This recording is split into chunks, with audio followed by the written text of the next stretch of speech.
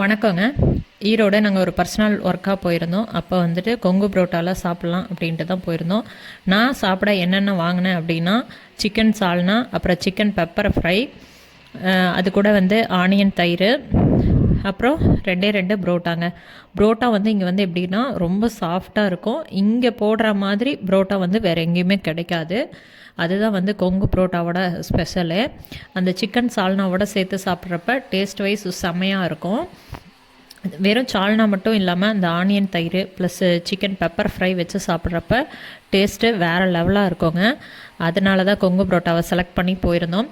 Cost wise பார்த்திங்கன்னா அதிகம்தான். இந்த 2 புரோட்டா, ஒரு சிக்கன் ஃப்ரையு, ஆனியன் தயிர், இது மட்டுமே டேக்ஸோடு சேர்த்து 280 வந்துச்சுங்க. நம்ம ஒரு நார்மல் ஹோட்டலில் சாப்பிட்டா வந்து இவ்வளோ காஸ்ட் வராது. ஆனால் டேஸ்ட்டுக்காக மட்டும்தான் வந்து நான் வந்து இதை செலக்ட் பண்ணேன். பிடிச்சிருந்தால் லைக் பண்ணுங்கள், ஷேர் பண்ணுங்கள்.